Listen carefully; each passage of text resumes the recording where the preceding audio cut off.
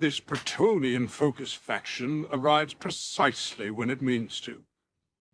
Welcome to an Old World Fanatics long overdue faction focus. It's myself, Gomo, here with Josh, and this is the Bretonnia faction focus. Long awaited overdue. Bretonnian faction So much focus.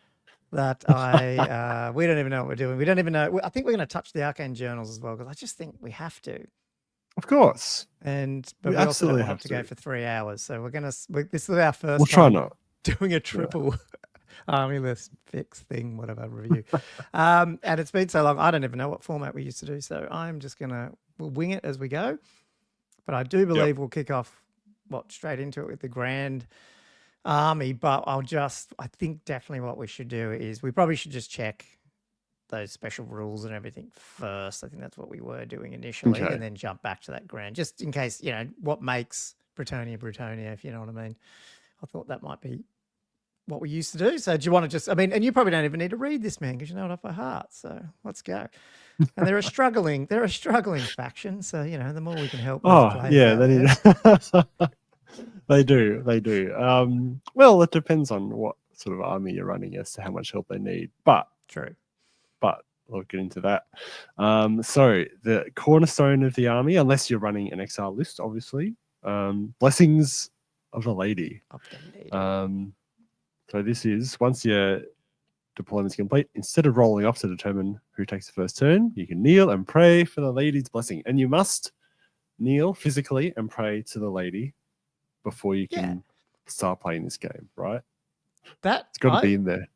Yeah, that's a good point. And Cam, the dentist, has been cheating on that every time I play him. So I don't believe he's got on his knee. So, but then I didn't call War. So I think That's why I didn't roll any blessing saves. That's why your War didn't go off. Yeah. So it gives a 6-up ward save against any wound suffered, and if anything that's strength 5 or higher, you get a 5-up ward save. However, you automatically, it's what is it? The player. There's no roll off, so to determine who goes first. So the other player automatically wins the roll off, whatever that means, and you can lose the blessing quite easily. So if you flee, any model or unit that flees, or any character that refuses a challenge, immediately loses that rule. And they lose it for the whole game for this, isn't it? Yeah. In Exiles, there's mechanics for you in which you can get it back. Or earn it for the first time because you don't start off with it. It's the other way around. Yeah, cool. But it's interesting the losing the blessing thing. Like, I hadn't ruled that closely, and when I was playing previously, I actually thought it was pretty much the same as the 6Z1, where just if a thing loses a blessing in combat for any reason, like a challenge refusal, all the Bretonnian units, not the whole army, but anything that's involved in that combat also loses the blessing. Any other unit, any other character, they all lose it. Whereas in this, it's if you refuse a challenge, it's just that character that refuses the challenge. So I feel like you could also interpret that in terms of champions as well. Like, I got asked that question actually. Like, how do you interpret that? I don't know, because I think they're Yeah, so you're just saying if the champ does, but then the unit will still have it. Like, I don't know. I haven't got a firm opinion about it, but it's just interesting how you read that, because it's a completely different part of the syntax of the sentence. Yeah. I've always played it to the whole unit should lose a blessing, so I was surprised when I went back and reread that, how specific they actually made that. Anyway, interested to hear some opinions about that in the comments for sure. Finest Warhorses. When a unit with a special rule makes a charge, flee, or pursuit roll, it may re-roll any dice that roll a natural 1 before discarding any dice that are required to be discarded. Now this also is it's a really solid rule. Makes charging much more reliable. Rules as written doesn't apply to Swift Stride. The Swift Stride dice. It's just the charge and flee. Yeah. And I should say we haven't done this because I was just going to ask on the last one. There may be some things that the FAQs catch, which I haven't. Now that there's a lot more FAQs than some of the other faction focuses, so if anything pops up, you'll have to remember. But I don't think any of this is like you just said. But yeah. No, mainly the lance formations, Yeah. accidental charge thing, which I still can't get my head around. Yeah. It's in the FAQ. Oh, I Absolutely forgot about lost. this. We're up to it now. Oh, do we need to look at that too? We probably have to straight away. The yeah, we probably should. Yeah, they can adopt a lance formation, the classic triangular lance formation. Such a functional shape in a game of squares to have a triangular unit. Yeah. But it is very classic. It looks really nice on the It table. does, yeah, exactly. It And is it nice to have it back. differentiates them from the other, like the Empire, in other Cav armies. That's the thing. It does. Yeah. Yeah, that is absolutely true. It is quintessential Bretonnia. We'll probably go deeper into information in a bit. I'll just finish off what's on this page. Yeah. And the peasantry rule, which again is a pretty classic Bretonnian sort of archetype. If a unit with special rule is within 6 inches of a friendly model that is any of the Knights Val, Questing Val, Grau Val, and that model is not fleeing, this unit can use that model's leadership characteristic instead of its own. And in addition, a standard carried by that unit, if it gets captured, isn't worth any victory points. And a character with special rule can only join a unit that also has special rules. So you can't have peasant characters in knightly units. But yeah, the standard rule is quite helpful because it does mean you can throw standards on crappy peasant units without any kind of penalty. Do you think that should bleed over to scenarios? It says if you can't get VPs from your standard, it doesn't count for a scenario. You know the ones that go, you can hold an objective if you got a banner. It's like, sorry, that doesn't count. That's not a banner. That's a piece of dirty underwear. You got to hang off the stick. Yes. Oh man, it pains me to say it, but I feel you have a point. I feel you have a point for that. Like the whole point is it's impressive or something, or or something. Yeah. That's funny. Okay, that goes on to the vows. Well, do you want to do quickly lance formation and then back into the whole thing? Because then we get into characters, and then it makes more sense when we get into magic items and virtues and all that stuff. So explain this to us, Josh, because like I said, it's not the most simplest thing. It's a triangle. Yeah. It's got three sides. I'm confused. Oh my god! So it still has 4 facings, even though it's a triangle, so it's got a front, flank, and rear, but it's measured from the second rank in the front, in terms of measuring wheeling, line of sight, and all the other aspects of a square. So essentially, they've turned a triangle into a sort of a rhombus, I guess. Yeah, that's what you mean. Yeah. Do you know if this all the same as a 5th edition, or it was just not as no one really gave a shit about arcs back then? I mean, they did, but they didn't.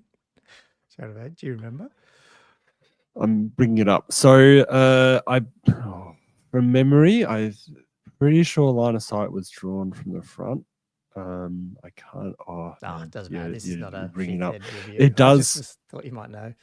It does. It is completely different how the whole thing functions because there's no blunting, so that thing could be charged in the side, and you'd have all this alignment. You have to work out base to base contact who can strike who, despite the fact there's all these gaps between the different formations and everything like that. And like in the 6-8 Chronicles, when they did a mini Brett list release, they had this cool little table that's got covered in numbers and letters about what base can strike what other base, which is so complex. So at least they've tried to simplify that with a blunting effect, which essentially means that the lance can't really be. You're not supposed to be able to get hit on the angled sides, because in theory, until that thing you talked about, which is the accidental contact thing, becomes a bit weird. Oh yeah, I'm still not sure what to do with that rule. Anyway, so the command group models are placed at the front of the unit in the first and second rank. Ideally, the standards should be right out at the front of the unit. And maneuvering, as I said, so wheeling, it can move backwards, move sideways, and reform, but the wheeling is measured from the second rank. And all other movement is measured from the model at the front of the formation. And then lancing combat, only the model at the front of the lance is required to make contact with the enemy. If it can't make base contact with the enemy, the lance becomes blunted, which we'll get into in a minute. And whilst engaging combat, every model on the outside of the lance is contributing within the fighting rank and in base contact with the enemy's fighting rank. And there was an FAQ stating Yeah. also that every way. single unit in the enemy unit's front rank is also considered to be in the fighting rank, which actually works out probably to be a net negative to be lance formation. Exactly. Totally. It's so weird. Not only do you get rank, like, I mean, you don't really get your ranks, if you know what I mean. Like, if you had a big lance, say a bigger lance than that, but then it was, say, heavy cav and you put that in a, 4x3 or 4x4, you'd almost be better off being in a normal one because you'd actually get a rank bonus. And you'd only be getting 6 people fighting out, like, at least not supporting attacks. But absolutely. I guess it doesn't mostly matter unless you're hitting people with more than more than one attack. Do you think? Because more than one attack, anyway, like anything with in 2 the attacks. old world, yeah, they're hitting you back anyway. But anything with multi attacks is going to hurt more. Yeah, you're not going into a big unit of monsters, but you don't see them either. So I don't know. But well, sometimes you do hit a big unit of plague drones with an impetuous unit of errants and get absolutely smashed. But it only happens occasionally. Yes, that's right. Just to clarify, rank bonus, you can only get +1 for each rank that contains enough models as determined by its troop type, which is 4, which means you have to have a unit of 10 to get 1 rank bonus. Which is needlessly, brutal. Really, like, I mean, I can see why they've done it because it links in with the core rules, but at the same time, this formation has enough exceptions to the game that surely they could have put in a different rule, something else, anything else that would have at least 1 more rank bonus, because they have a pitiful amount of static combat res, which is complete opposite to how they used to be. They do get combat result bonus of lance formation itself, which is essentially the same as, so it's instead of close order basically. And then flank charges, it becomes blunted if it gets charged in either flank or rear, really. Cool. And then it goes through blunting, and the blunting is really important to understand when it happens. So if the model of the front can't make base contact with the enemy, it makes it disordered charged, or it is charged by enemy unit but doesn't or cannot perform a counter charge. There was also a question about if the lance gets counter charged, does that also blunt it? And I think FAQ also clarified that no, because you're charging. It doesn't. It doesn't blunt it. Just, I mean, obviously it doesn't really. But ridiculous. The disorder charge thing is one thing I've mixed up in the past, because I mixed up that and the disrupted charge in the past. I don't know why that has to be FAQ'd if it's actually here. Isn't that what that means? Well, no, because it's not. Because if you're charging, you can't perform a counter charge. No, but this is saying if it is charged by a unit but does not or cannot perform a counter charge. Are you saying? Sorry, are you saying? Yeah, that's what I'm saying. But wasn't the FAQ saying that you don't get blunted if? Oh, hang on. Now I'm confused what I'm saying here. What did the FAQ say then? So the question was, if you get counter charge when you're charging, do you actually get blunted? Yeah, okay. This is the other way. This is if they charge you, but you can't. If you get charged, but you're not counter charging. So it's the other way around. It's almost like they needed, because it's sort of obvious. So it was I think it was left undefined, because I think it was supposed to be, like, obviously they're charging. Doesn't matter if they get counter charge. But the FAQ did clarify that. But what I was saying was the disrupted charge, like when it becomes disrupted, I was actually I mixed that up, and I thought if the lance formation becomes disrupted, it gets blunted. So anytime I hit terrain, I was blunting, which was actually completely the wrong way. Just lose your ranks. Yeah, that's all it does. Yeah, it's all just lose your rank. So it was a really minor, which technically is only +1 for you if you've got that many. Which I almost never do. So there you go. So whereas disordered is the initiative one. So if, like, you go over a wall or something, which is a bit of a penalty. Weird. But for a lance, it's a massive penalty. When it's disordered. Brutal. And then blunting is like, it's a bit of a weird thing to do, but so you place a number of models equal to the lance formation number of complete ranks in base contact with the enemy unit that cause it to become blunted, because usually it's a flank charge. That's how they define this. Then rearrange the remaining models to maintain the correct close order formation with command models in the unit's new front rank. And then note that once this reform is complete, it may be necessary to nudge the enemy unit forward, backwards, or sideways by the smallest amount possible to make space for or to maintain base contact with the blended lance. In such cases, charging enemy units should be moved first.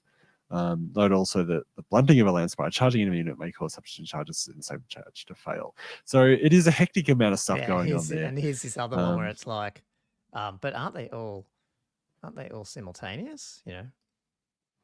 Yeah. Yeah. Yeah. But, Oh, you can man. choose, I guess. Yeah, that was in Yeah, the I guess you FAQ can as well, I choose. think. Yeah. But yeah. Yeah, I think it might have been. Yeah. Because I guess the important thing to note is that you do have to, like, the way they've decided there, because in the past, when I've blunted, I just blunt automatic. Like, as soon as someone declares a charge and when I was going to blunt, I just do the reform. But in this, it's actually saying you've actually got to make physical contact with the unit first, and then it becomes blunted, which is actually important. Like, it was Andrew's game the other week where we had this really tight charge into the Bretonnian lance to hit the front of it, and because he had to do like quite a significant wheel with his chariot to get in, to actually wheel around to be able to hit it and then wheel around the front again. It was actually quite a borderline call. Whereas if it had, no, because it was in the front arc, so it was definitely in the front. But if it was already blunted, then it would actually be a much easier maneuver to make because he doesn't have to wheel as far. You can just almost slide straight in. But yeah, it looks like you actually do have to make contact first, and then it blunts, and then you've got to shift everything around while you're reforming. And then move the rest. Arguably more complicated. It's one of those annoying things. Exactly. You would never do this if there wasn't an old Warhammer version that added in there, probably. But it is what it is. Yeah, that's what it is. And then there's stuff about skirmishes, that they can't get in the way. They sort of just shifted out of the way. You have characters during the lance. But yeah, it's just at the front with the command. Yeah, la la la. Yeah, it's all pretty standard. Yeah, that's all standard. Otherwise, what else have we got? Is that the end of the Brett stuff? Yeah. So you're gonna go back up. We'll hit the we'll smash into the Grand Army. Yeah, let's just go through it. We're already like 15 minutes in. So yeah. Well, and we're not going to. I think. Well, yeah. I mean, it's me interrupting and making funny quirks, but I think we'll skim a lot of these lists as we get in there, rather than in depth. Yeah, I don't want to be doing. Yeah, people know these things now. Yeah, absolutely. If this was a year ago, maybe I would have done it bit by bit. Yeah, but yeah, no need. We can have just a quick go through them all. So I'll just go through the comp list though. So you got the Duke 0 to 1, Baron 0 to 1, all prophetess per 1,000, Paladins, Damsels, Sergeant Arms in new character slots 50%, Corps 25%, minimum 1 unit of Knights of the Realm foot or mounted Knights of the Realm, minimum 1 unit of Men at Arms or Pez Bowman, and this is often one I've forgotten. It really easy to forget actually. 0 to 1 unit of Knights errant per Knights of the Realm on foot or mounted. Because honestly, it's just like you got a few extra points. I'm putting a second unit, a little mount Knights errant or something, and you forget there's actually a restriction about that. Especially the way it's written, it's so long that you don't. Yeah, and then special up to 50%. Squires, Questing Knights, Peg Knights, Man Yeoman, and up to 2 units of Battle Pilgrims per 1,000 points, which is very bizarre. Well, they're pretty OP compared to those Peg Knights. Oh, yeah. And then 25% rare, Ground Knights, 0 to 1 Treb per 1,000 points, and allies would be any infamy, and then Dwarves, Empire, High Elves, and Wood Elves, suspicious. So yeah, pretty standard sort of build up. I mean, that's the Grand Army. Obviously, things do change around with all the different arcane journals, which hopefully we can chat about too a little bit. But we might just go through the list. Well, quickly too, you obviously get. I don't know if you get this battle standard for free still as well. Oh, sorry. Yeah. You get a free battle standard, which is nice. Yeah, nice. And then the Lords are awesome, man. Like. They've had some real buffs over time. The Duke's having weapon skill 7, 3-5 tough 4 wounds, 5 attacks, 175 points. He's really good value. You see him all the time, because he's got the options for. Yeah, Like you didn't, like like I remember when it came out, and I was like, oh, and then we saw that Empire didn't get it. I was like, what the fuck? Yeah, Yeah, I no, know. it's I cool. know. Yeah, it's Yeah, good. that's awesome. And the Baron is your more typical, like Lord, weapon skill 6, strength 4, tough 4, 3 wounds, 4 attacks. And the Paladin, it's also weapon skill 6, interestingly. It's also strength toughness 4, 2 wounds, 3 attacks. 6 for only 60 points. But yeah, they all do fill different roles. So Baron is still really useful. 100 points is actually very good value for the stat line he's got. Yeah, like the Duke is almost twice as much points, which actually looking at that now, I'm like, yeah, maybe Baron's sometimes the other way to go. And then the Paladin makes 60 points and being a free BSB is also really good value, I find. Yeah, especially with these comps coming out that have low, starting to lower the character allowances. Being able to shove that BSB on them for free is good. Yeah, I guess one thing I can't skip over is that the Duke does have the free quest Grail Vow, so it's 20 points extra for the Baron to get that. So that's one thing not to. And it's nice because it gives you magical attacks, which is often useful in certain situations that I sometimes will forget I'll have. Okay, cool. Yeah, so it's this. Okay, yeah, and they've got the Grail Vow. Okay, yep, cool. Yep. And we have our wizards. Oh, yeah. Got the wizards, the old prophetess and the damsel. 135 points for the prophetess, 60 for the damsel. I mean, I haven't seen many damsels around at all, unfortunately. But I think it's more just the nature of the game. Prophetess, based on level 3, goes to level 4. Battle magic, elementalism, and illusion. Oh man, I was really trying to give illusion a good go. But I found it more difficult to use those crowd control spells. Yeah. Than I love was that she gets anticipating. magic res too, straight out of the box. That's like really good for. Maybe that will become very useful if the game changes a bit more and infantry's around as well and stuff. And you can, because I know I just feel like that's a winner when magic becomes less dominant a little bit too. This magic res, so yeah. Well, yeah, it'd be nice to see. Like at the moment, I always run them out of the units just because as soon as they're in combat now, they can't contribute to dispelling and that type of thing, or even casting, which makes it slightly impractical. It's a shame because they've got all these really nice rules, the Shield of the Lady and that type of thing, where they can voluntarily retire to the rear of the unit if it's at least 5 cavalry models. Is really nice, and they're actually considered to still be in the fighting rank for fighting, for assailment spells and that type of thing, which is really nice too. And the magic resistance -2 is a good buff too, and it'd be maybe there is some play in there. They get magic attacks. So there you go. Oh my god. Yeah, right. Or the lady. This is actually probably quite I'd actually forgotten this rule existed. Any unit whose characters join gains a magical attack special rule. It's good to know. Against trolls, you wipe them off the board. It's magic attacks that they don't get the regen for on Troll Horde, isn't it? It's not just flaming. I think it's. Yeah, is it both? I think it's magic. I don't know. I can't remember. Or is it just magic?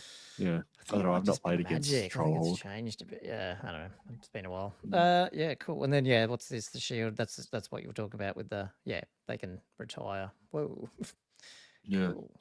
I mean, if level 2s were a bit better at dispelling, you get pretty good value out of having multiple little damsels running around for 60 points. Yeah. The buffs they give to the unit, not bad. And then Sergeant Arms, I'm not sure I've seen this character on the board. 45 points, weapon skill 4, BS2, strength 4, tough 3, 2 wounds, 2 attacks. And he can take halberd, hand weapon, cav spear. He can be put on a warhorse.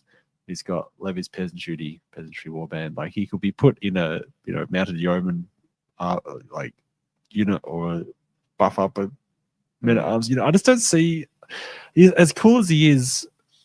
I'm not sure. He's got the peasant's duty rule. It's pretty. I mean, it's pretty powerful for what it is. If you were using infantry, I reckon. Yeah. Being able to say, just give ground. Yeah, because what is it? They choose to give ground rather than fall back in good order and don't have to make a panic check when a unit of levies breaks and flees from combat within 6 inches. Additionally, unless the character is fleeing any unit that is within their command range and has a level special rule, maybe roll a family power check. Yeah, I mean that's It's pretty good. 45 bar. points. You know what I mean? Like if he's hanging around, he's able to stop that. But yeah, still very. Because doesn't good, shield wall have the same effect basically as that? Yeah. But is that the one where you have to take a break? I mean, yeah, it probably is. Yeah. Well, yeah, because you combine it with the stubborn. Yes. So you go stubborn, Yeah. fall back in order, and then shield wall, give ground, kind of thing. Yeah. So that's sort of the same effect as shield wall, which the men at arms already have shield wall. Ah, right. Okay. Well, that's so it's like okay. Yeah, so it's overlapping, unfortunately. Yeah. It's a cool idea. And then yes, so the mounts hectic stuff here, especially because we know what we know now. Like the Brett Warhorse obviously is really good, just heavy cav, movement. That's 8 the one that has with the barding. finest warhorse, where the other warhorse isn't. Is just normal. Yeah, but there's not many. I guess the Warhorse, the normal one, is just going to be peasants that are riding that. Like I'm not sure. Is that just the yeoman dudes and stuff? The yeoman and the manager, the character and the cool. yeoman, yeah. So like all the knights. The character rides that one generally. Well, you don't have to, but you would. Don't have to put the prophetess on. You can put the prophetess on either. So sometimes if you're looking for that extra 4 points, and I feel like you don't really. That's true. Huh? Unless you're in the unit, how does that rule apply? You know, one of those ones where you don't get it if the whole unit gets it. Like, how does that work? That's a good question, Gomo. Don't know. But that again, you're probably not. You said you're not. I don't think you would anyway. So. Yeah, I think if she's in the unit, I think you might be right. You'd have to have her on a Brett Warhorse. It's a different base size too. The Warhorse is 25 by 50. Sorry, it is too. So yes, So I think either way, you would have to have her in it. Yeah, for sure. Doing that. Yeah, and then obviously we've got and we've got coming up the really good ones. So I mean, the Barda Pegasus is okay. 40 by 60 mil base, monstrous cav, extra wound, 2 attacks, 30 points. And then you got the Royal Peg for twice as many points, but give you an extra toughness, 3 attacks, strength 5 rather than 4. And it's got 2 stomp attacks. It's got first. Oh, they're both the first charge. They're both the first charge, which is fine. Armor Bane 1, which is nice, and they both fly 10, which is interesting too. Like you would have thought maybe the chunkier peg would have a bit of a slower or movement. something. Yeah, something like that. Quite faster. And it is funny when you said chunky, because it is technically, because apparently the Pegasus are a bit skinny and longer, and the Royal Pegasus is a big square, because he's on a 50 by 50 and not a 40 by 60. It's just weird how they come up with some of these base sizes. Yeah, that's true. It's roughly the same area. Quickly do the maths. And obviously they're both monstrous cav, which again is something that we didn't realize early on, but how important that specification is. Crazy how good they are. For their 360 up line of sight. I must admit the Warhorse is actually very usable out of sight of units. I was running them on the Warhorse, like I was running my Duke just on chilling on a Warhorse, but not inside the unit. Yeah, and it's obviously still movement 8. It's still really good. Charge, finest Warhorse. There's actually benefits to that because he can't be targeted either. He's actually hidden by the unit, and he can still charge in whatever direction he wants. You just can't fly over things. Yeah. I actually thought I could use Shimmering Dragon to make him charge, but then it turned, but then the closer I realized the order in which you do those spells, by the time I can make him fly, the charge declaration phase is almost over, so you can't give him fly and then make him charge, do a flying charge, because that would be the one time that spell would be freaking useful. But yeah, no, I think that's an underrated thing, to be quite honest. Running him on a Brett Warhorse, and sometimes if you're trying to minimize how many points you're putting in flying, maybe it's a good workaround. Back out, 100%. The old unicorn, you don't see this much. No. The special character, I'd imagine. Yeah, on the Morgiana Lafay. Like it's such a themey thing. I'd love to see it. It gives an extra wound to the prophetess. 35 points for it. It gives a beguiling aura, which means the enemy rolls must take a leadership check before rolling to hit. If they fail, they're on 6s to hit, which is kind of cool themey thing. Well, yeah. Yeah. It is like a. Yeah, you're right. That's basically the old fear check. And I always get confused that the unicorn doesn't have magic res. I don't know if I'm just keep addicted to magic res, but I just feel like it used to, and then in this edition they just don't. I don't know. It might be wrong, but I thought they used usually to it have it. does. Yeah, it usually does. Maybe in the Wood Elf You know, book, there's- the old Wood Elf book, it yeah. did have it. But the thing is that because she comes with base Magic Res 2 anyway, then I can see why. Oh well, yes. Either way, the it wouldn't unicorn by be. itself. Yeah, very true. Yeah. Maybe that's what. Yeah. Yeah. Oh, sorry. Yeah, let's smash through this. The Let's big keep ones. going. What are the good units? Yeah. And yeah. Or Knights did of you the want Realm to look on at foot. magic items, or just let's smash through this? Actually, Let's go through the magic items. Okay. Let's go through magic items. That's right. Let's hit them. Cool. Because I think it's Let's hit relevant. them. You know. Yeah. Sword of the Quest. 70 points, 2 units, single or double-handed, single-handed is +1 strength, -1 AP, strike first, magical attacks, double-handed it's strength 2, +2, -2 AP, multi-wounds 2, requires 2 hands, strikes last. So it just turns into a great weapon with multi-wound too. Yeah. And magical attacks, which your Growl Vow is giving you anyway. For 70 points, and it's like... It's hard to justify when you have an ogre blade that's 5 points less, that's single hand, not striking last. Yeah, just got all those buffs all the time. A third of the times you're going to roll. Well, a third of the times you roll, you roll 1, but a third of the times you roll 3 wounds. So, I do wonder if you'd see this in the game if there was no ogre blade. It's similar. Well, that second I think one. people would sometimes take it. It's the Sword of second. Justice, though. It's so much better. The multi-wound. I can't remember what points for the Empire one, but I don't think it's strike last, and it's multi-wound 2, and it's cheaper. And I don't know. Yeah. I'd love to be able to run it. It's very thievy. Then you got the Sword of Heroes, which is 60 points, Monster Slayer, and a roll of 5 up is always a success to wound, regardless of toughness, which seems. Like great, I guess. Yep. It's like for an extra 10 points more than the monster slaying sword. I guess you get a little bit of a improvement there. But very single, got a single use, for better or worse. Heartwood lands 50 points, +3 strength, -3 AP, magical attacks, and it just works as a lance, basically, so cav and monsters only, which I have seen around. I think people you see for that, but the plus the extra 3 strength is nice. Suddenly you put it on a duke, it's going to strength 8, which is I think the Empire Arcane Journal got something similar to this as a lance, didn't it? Do you remember doing that? Well, I haven't done the Arcane Journal review yet, but I'm pretty sure. Maybe we'll see that on the upcoming Arcane Journal review. And unfortunately, the next sort of weapons I see less and less. So the Morningstar and Fracas, you want to move that down a bit for me? Oh, sorry, it's in the Wood Elf. It's in the new High Elf one, I think. The Empire. I think they have something like that. Sorry, there you go. Yep. Yeah, nice. So the Morningstar gives +1 strength, -1 AP. But as a classic thing for this function of this weapon, any magic item carried by any model that suffers 1 or more unsighted wounds from the Morningstar is destroyed and can't be used for the remainder of the game. Which, if you can get the wound through, pretty good.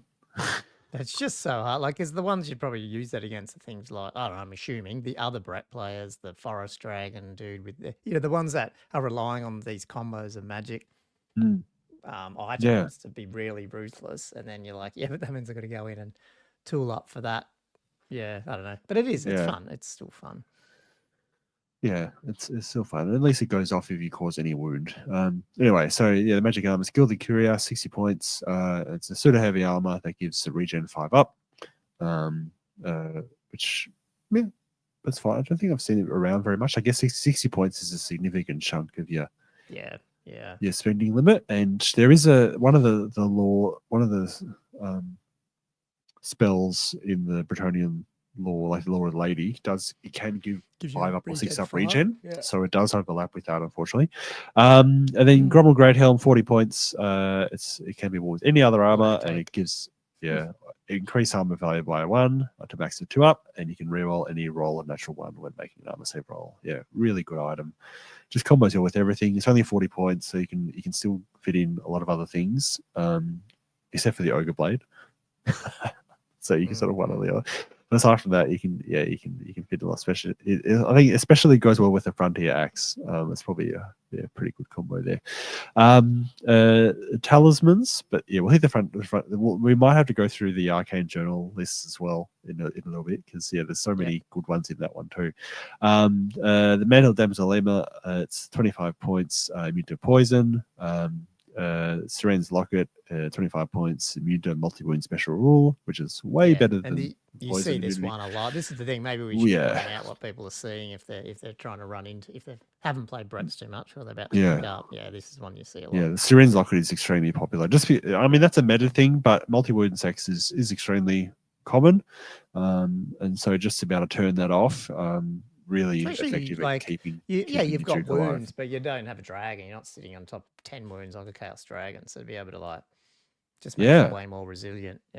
You've only got 4 or 5 wounds if you're running it on a peg. I haven't got to the Hippogriff, by the way. There must be that was lower down. It's in the monster section. We'll hit that. We'll hit that after the matching items. Then standards, Valor of Standards, 60 points. 3 to 6 when making a break check and discard the highest. So the old cold-blooded or the maybe cold-blooded rule again. Conqueror's Tapestry, 40 points. Enemy standing captured by the unit carrying the tapestries worth 100 victory points as trophy war instead of 50. Which is so random. Someone should because I remember when we first started review, because the Tomb King one has one like this, and right at the beginning of the edition, I was like, oh, this is good. I wonder if these will eventually pop into the meta if people are taking if it becomes a scenario based thing or people are taking standards. This is an interesting one when you start thinking about even those comp packs we're seeing and the characters going down, you end up taking more standards. That Aussie comp now is 25 points of standard. Yeah, true. But you come and put this on and then you go hunting and you just pile through 500 points of cheap MSU units and get 1,000 victory points.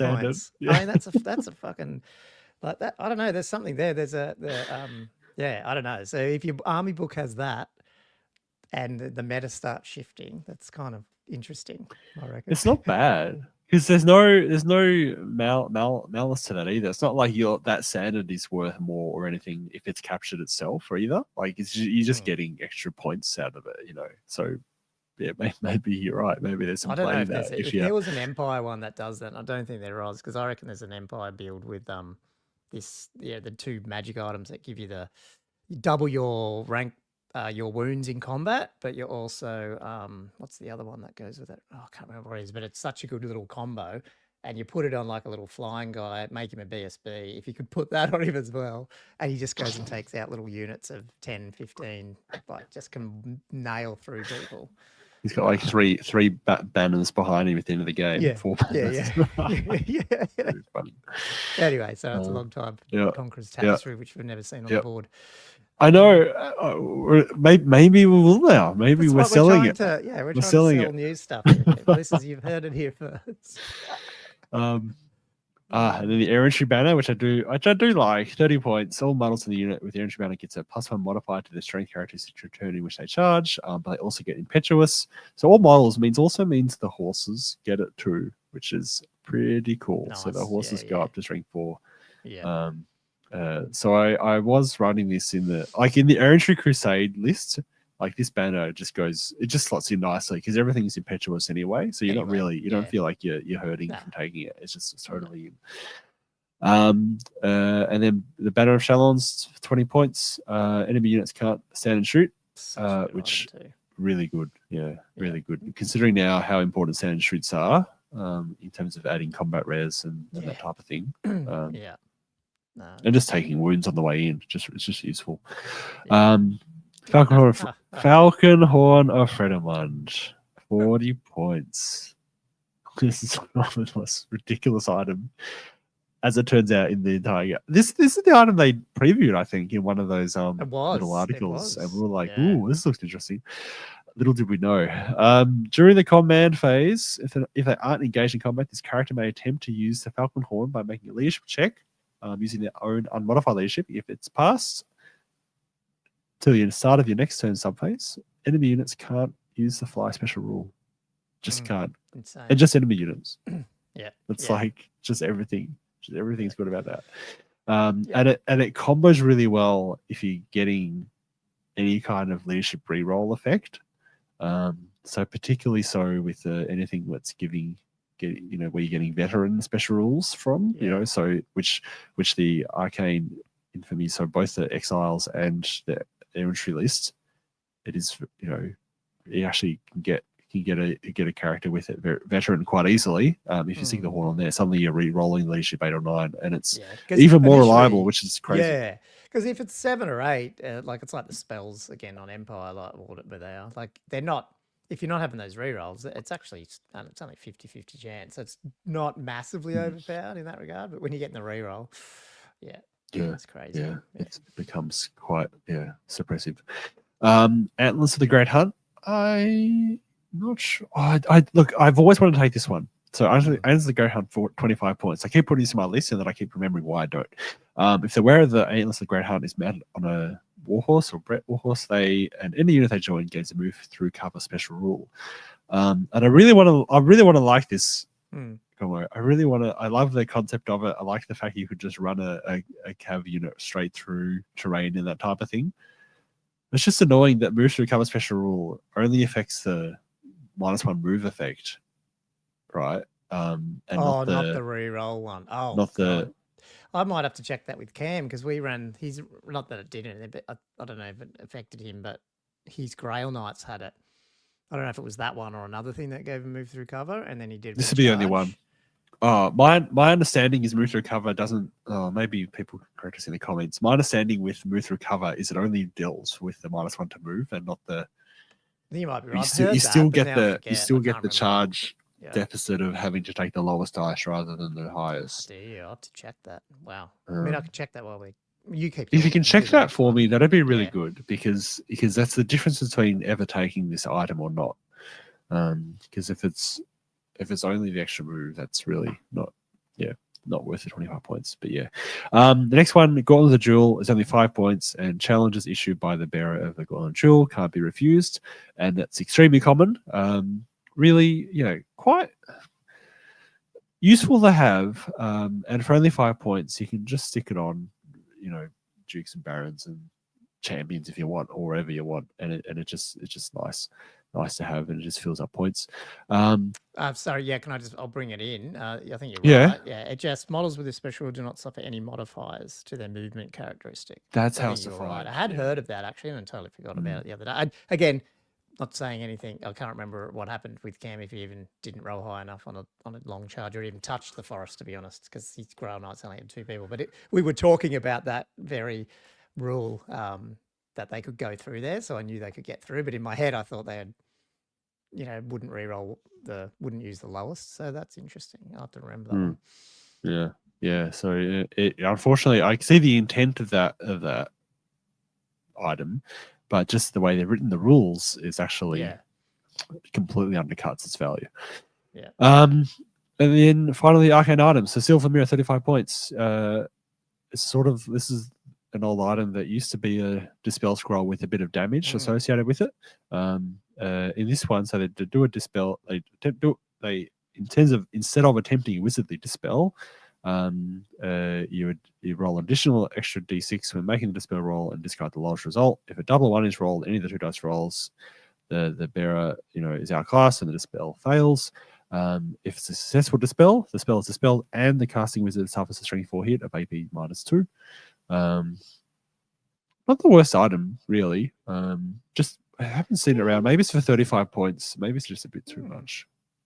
But it might be useful. It's funny if it was a common item, because that would be kind of funny. Because you could probably kill elven wizards and stuff with it, stuff pretty easy, just over a couple of turns, But Or, that's where it would be useful to snipe out something that might only have 1 wound left, or you just keep it, you don't use it, and unless you can actually get their wizard down to 1 wound left, and you go, I'm waiting for you. waiting for you to cast that spell. I'm going to throw this on you and see if I can punk him or her. It's something that maybe we should look at trying to squeeze in sometimes because it would be scary, I reckon.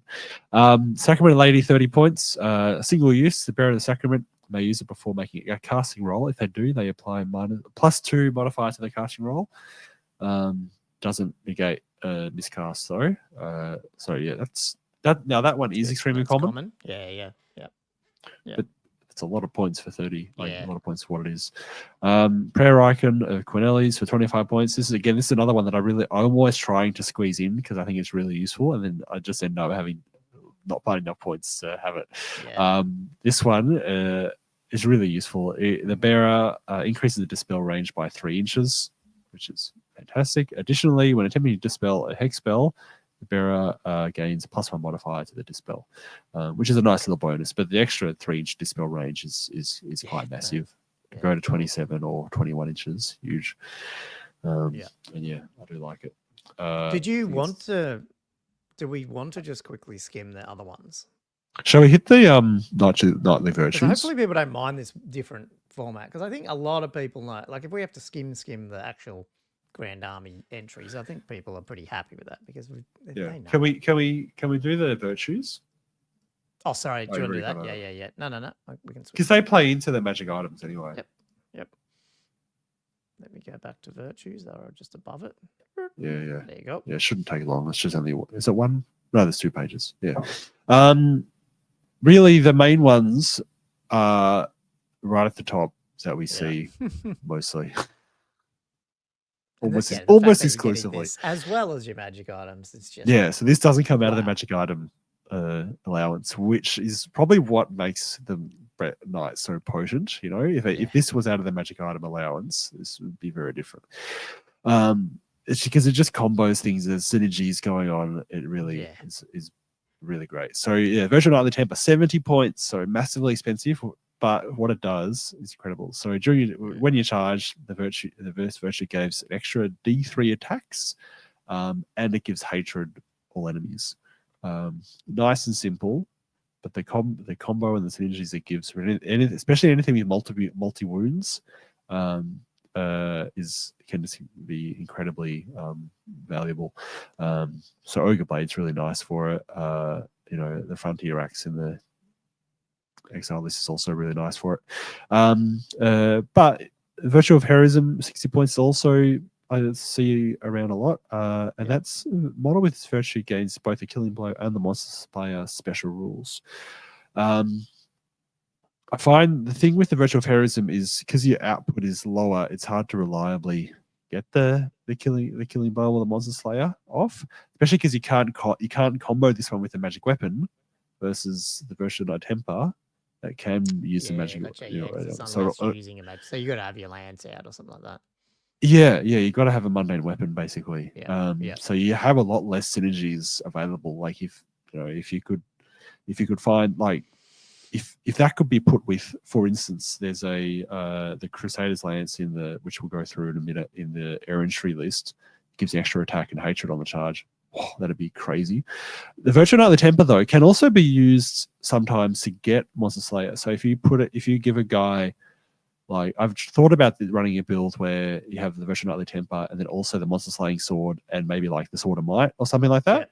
So you can swap them in and out depending on what you're fighting. Is the Duke of Silver strength 6 with Sword of Might, or if you're trying to do Killing Blows, you can have the Monster Slaying Sword, and suddenly you're getting 5 plus D3 attacks with hatred, and then rolling into maybe 5 or 6 to wound rolls, and a 6 would be Killing Blow. And I feel like that's probably the best way of hitting a Monster Slayer proc versus running it through Virtue of Heroism, to be honest.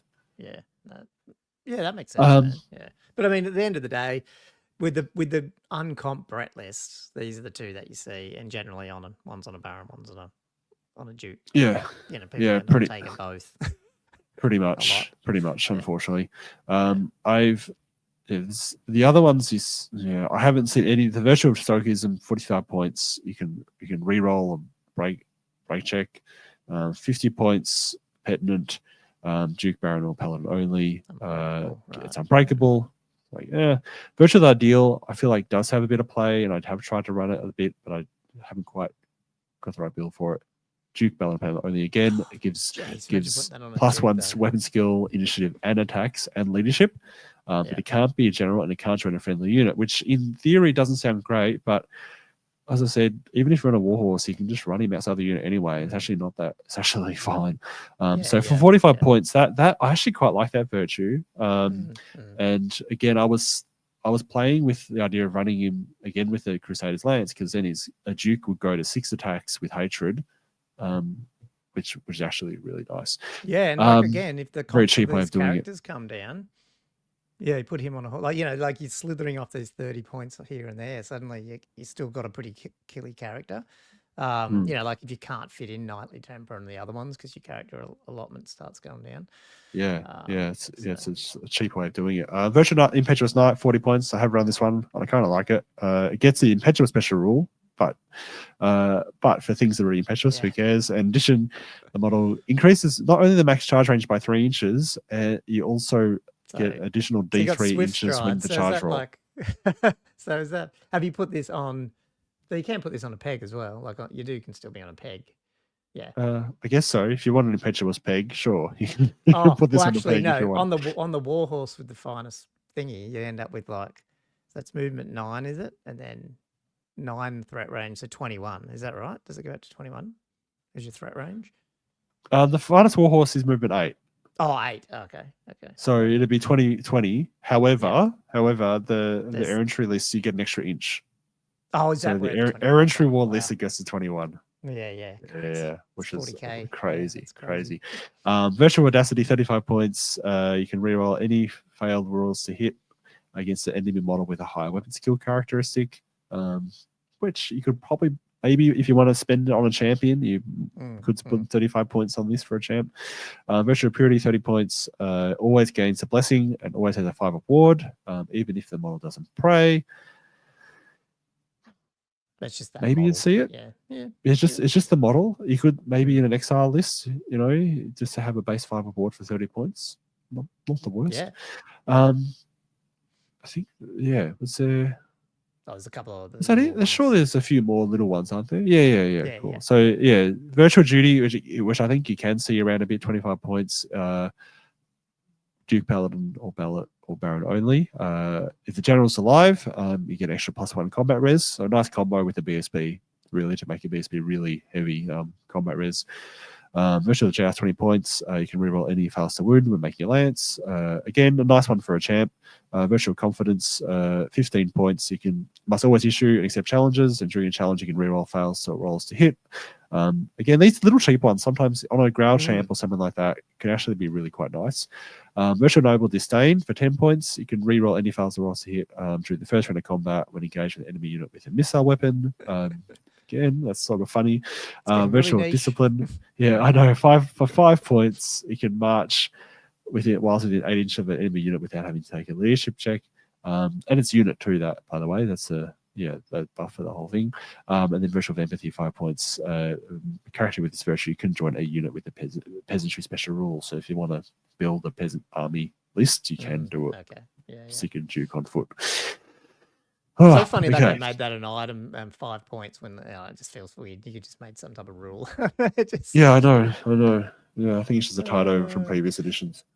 Oh, let's go through some. I know we could go through the Arcane Journal magic items, but maybe that's a lot of. Do you want to do that, or do you want to just jump onto some of the units? Let's just hit some units, sure. Okay. Yeah, why not? Won't take long to get through infantry. It's only a few. Knights of the Realm on foot. I mean, haven't seen these guys play much, and I think it's more just the state of infantry in the game at the moment in general, more than an indictment on Knights of the Realm on foot specifically. Because I do have options, like they're 11 points each, which is not that cheap for weapon skill 4, strength 3, tough 3, 1 attack dudes with heavy armor and shields. They do have options. You can give them great weapons as well as shields, or instead of the shields.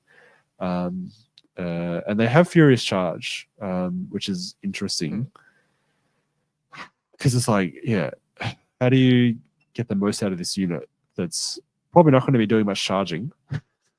Yeah. but it's an infantry I unit. find it funny too. The magic standard is up to 25 points. This seems, I don't know. Is that common that happens? Most of the time, it's like you don't get a magic standard, or if you do, you can do it up to 50. That's what it feels like all the time. Um, Is no, it I think right, or am I? Is there a it's lot pretty that, common that's like? for. Is it? I Okay. think Have to check it's that. well, no, in this list, it is all Knights of the Realm that are mounted also have that restriction. I'm pretty sure. Okay. Yeah, maybe it Um, is. Maybe I'm just getting confused. Yeah. maybe it's, I don't know. Maybe it's not that. It's more for the elite core, Yeah. as it were. And yeah, and the champ in the first night can also take a magic item worth of up to 25 points too.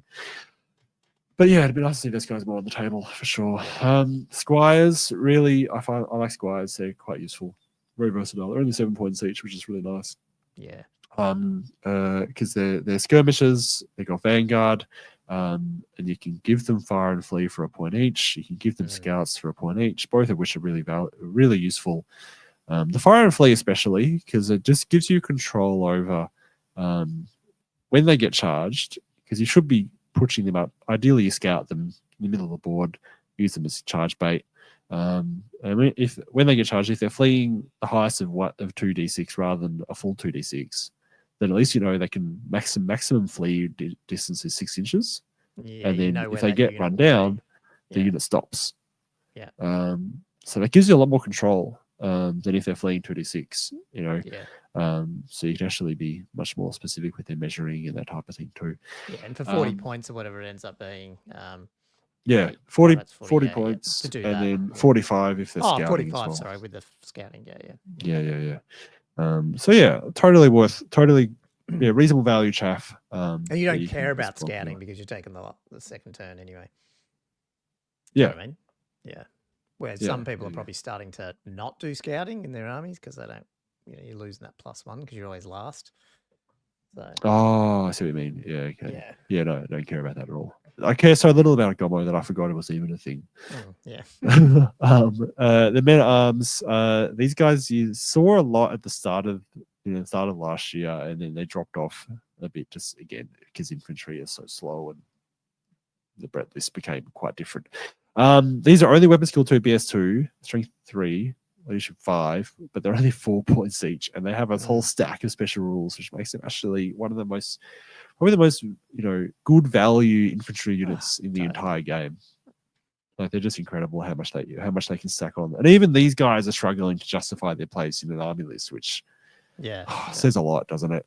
Because they come with light armor shields and pole arms, and pole arms can be used in 2 different ways. So essentially, you can use them as either thrusting spears, or as where they fight extra rank, or as halberds where they get extra strength but requires 2 hands. So you can just pick whichever one you want. For 4 points, what the heck? Yeah. And they've also got close order, horde, levies, peasantry, shield wall, and warband. So all the good sort of infantry special rules. And then they've got 2 different champions to pick from. They got the basic yeoman, which are 7 points, and the Grail Monk, which is 7 points. Now, this is probably the only problem for them. The Grail Monk can also be given the Blessed Triptych for 25 points. That gives the unit stubborn.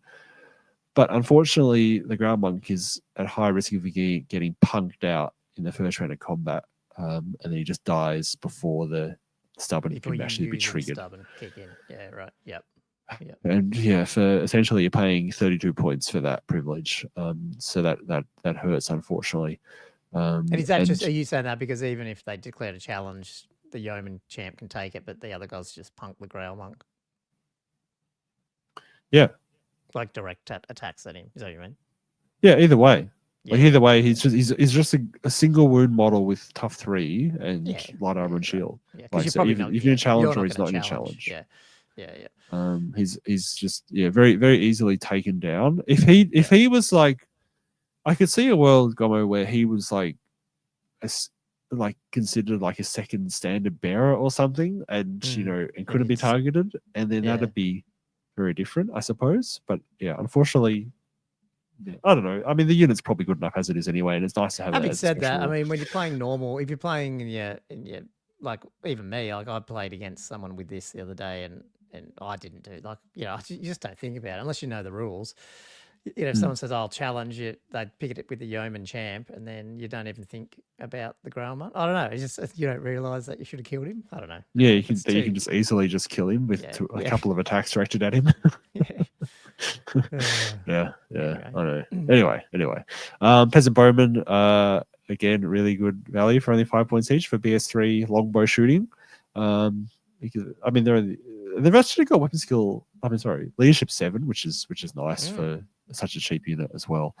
Obviously, no good in combat, only weapon skill 2 and no other weapons. But yeah, they do their job really nicely.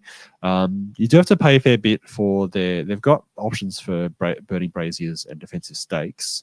The braziers give the flaming attack special rule for 20 points per unit, and the defensive stakes is essentially actually can I see the rules at the bottom, because it'd be Oh, sorry. Yeah, element game's in the way. Sorry. yeah, I know it'd be. I'm just trying to think. Is it essentially a linear obstacle? Yeah, so they become disrupted. They disorder charge, become disrupted, and dangerous terrain check for cavalry and chariot if they're in the movement based contact with the stakes. So yeah, very this one similar to the linear obstacle. and this is that one that was FAQ, because you're not in base contact. You're also not getting the impact hits and stuff. Is that right? Yeah, I was think the- that's. That was the thing that sort of triggered some of this, wasn't it? Well, at least, sorry, the I think this defensive is still obstacle one vague was because this isn't defined as a as just- defendant obstacle. This is yeah, sort of okay, like and vague. this is where it's coming up. Yeah. Yeah, they talked about it being cavalry charge must make a dangerous. It would have been better. terrain, and they make charge move in base contact with the stakes. That's when you start going, well, hang on, Yeah, impact exactly. hits and stomps need to be in base contact, so you can't do it with me. You know, It's a shame they didn't just say you can deploy a linear obstacle in front of the unit rather Yeah, than making up a whole set of random rules for it.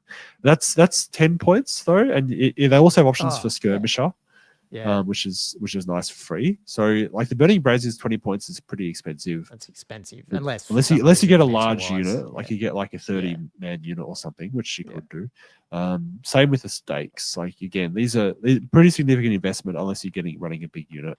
But running them as skirmishes, for a little unit of 10 is nice. Or just running it in open order is fine. The battle pilgrims and the Grail Reliquae. I've seen them around in a couple of lists here and there. I don't think I've ever run this unit in a game of Warhammer. I've never run them. You've obviously got them, but you just I've got them. Them, but I haven't painted them up, and I've never really run them. They are dripping with theme though. They're really good. It's so funny that I guess the others have they no. What did they have against these? Not against them, but that not only were they 0 to 2 and the Pegs Knights weren't as such, I know they're different points, and then they've also capped their size. Like zombies got capped, these guys are capped, but a lot of the other units aren't. So why is that? Is there a reason? It's a good question. Yeah. It's a rhetorical question, by the way. You're pretty good at answering that. Like, what on earth? Yeah, why are they max 30 and they're just so they've gone in and gone like, no, you can't have more than 4 units for a 2,000 point army. What's the point? That they're not like peasants where they're everywhere. They're like certain people become battle pilgrims. Is that how it works? So I haven't really read. Yeah, they're definitely less common. Yeah. They're like dudes that are cruising around with their dead Grail Knight on a big reliquary. And they're just fanatically devoted. I was going to say, are they slightly more sane or less sane than flagellants? They're slightly more sane than flagellants, I reckon. Yeah, okay. Flagellants just think the world's ending. Yeah. No, these guys I don't think these guys aren't actually unbreakable like flagellants are. So they're probably not gonna hold up a dragon for quite as long and as effectively as a flagellant. Obviously real. These guys are just stubborn baseline. They got hatred, I guess. Levies and peasantry. The Grail Relic has the blessings of a lady as well. Actually, does that affect the rest of the unit or not? That's a good question. But is it just the Grail? Is it the Grail Relic has the blessing? Gotcha. Yeah. Yep. Blessing of the lady. Yeah. Well, now, does that spread to the rest of the unit? Actually, It might be in there. So the Grail Reliquary. It's placed in the center of the front rank of the unit and occupies space over and counts as 6 models, 2 in the front rank, 2 in the second, 2 in the third. It's if it reforms, it's also going to be in the new front rank. Casualties removed from the unit as normal, but the Grail Reliquary cannot lose any wounds while any battle pilgrims remain. Only once all the pilgrims have been removed from the unit can the Reliquary itself lose wounds, and it counts as both the standard and the musician for the unit. And whilst the Grail Reliquary model itself is within 12 inches of a friendly model's Grail Vow and is not fleeing, it gains the Immune Psychology and Unbreakable. That's actually quite an important little buff that he can get as well. And Retinue of the Saints. Your army may include up to 1 Grail Reliquary for every character or unit with the Grail Vow it includes. So an additional restriction to how many Grail Reliquaries you can have in the army. Wow. Oh, I'm just looking at the blessings of the lady rule. Hang on.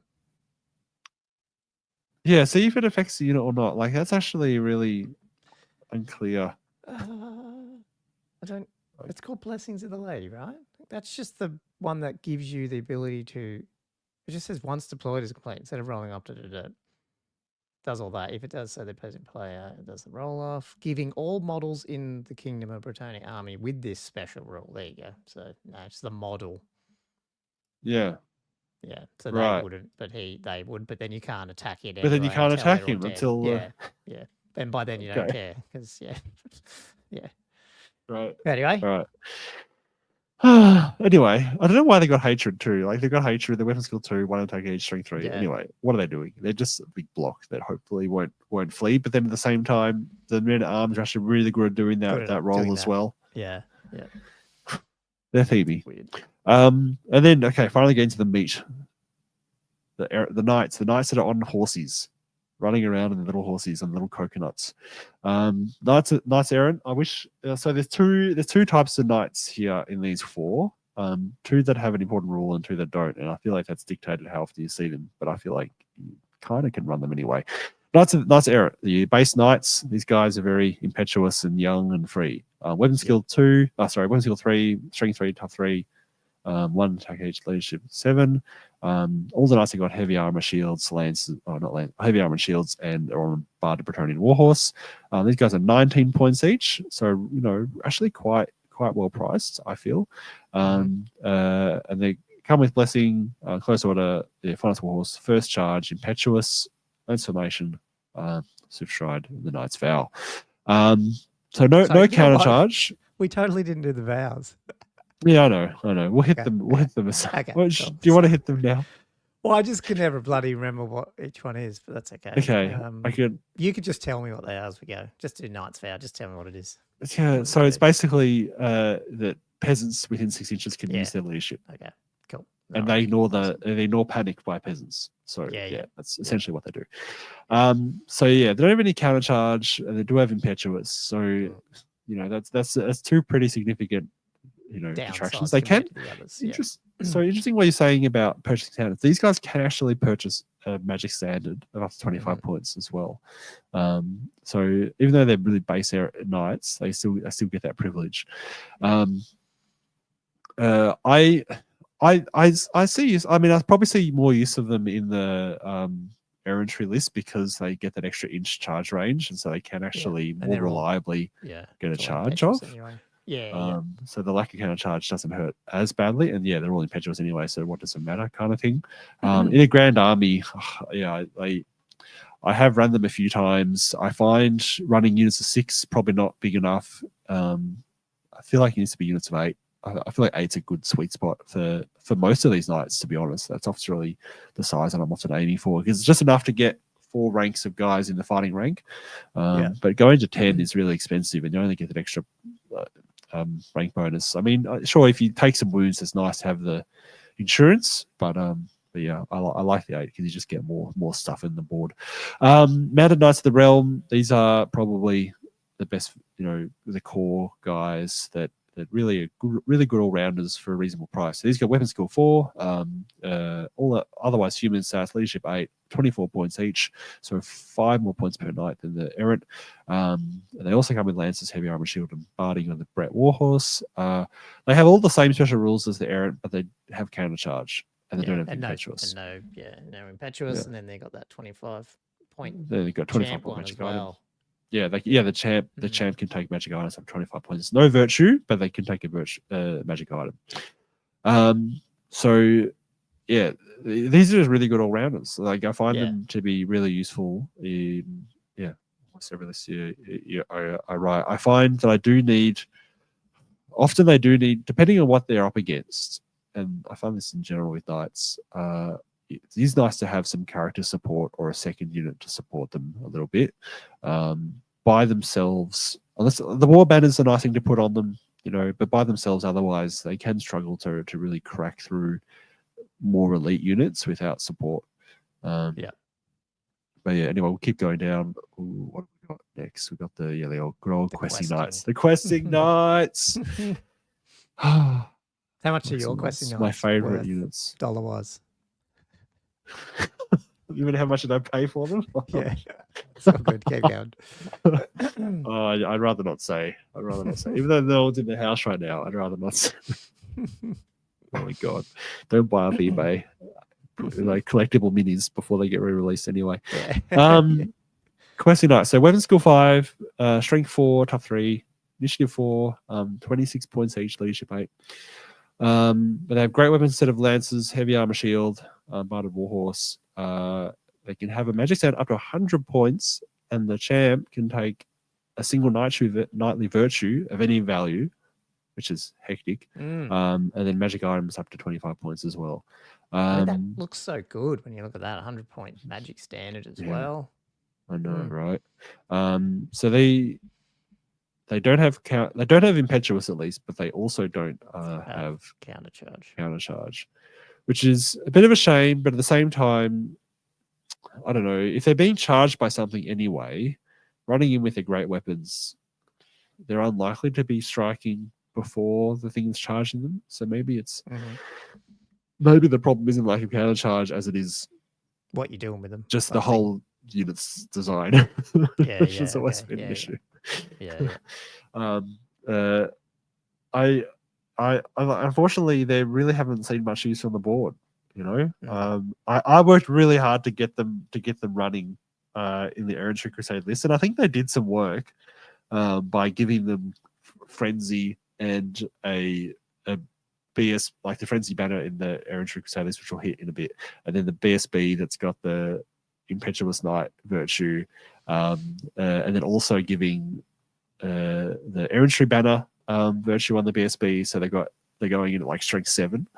Right, yeah. And then the Crusaders Clarion, which is giving the horses an extra strength, so the horses are going strength 5. And such a long threat range meant that their lack of counter charge wasn't a terrible thing. Meant that usually they were charging in at least initiative 4. So they were kind of they kind of had a good amount of threat. And then the BSB being in the unit meant he could often, in theory, do at least a few wounds before. Did you charge like any monsters or anything with lower leadership initiative on those things, or most of the monsters had people on top, so you don't want to do that? Like what? Because with that much strength, is it? In theory, like what would they do on the work against? I can't remember.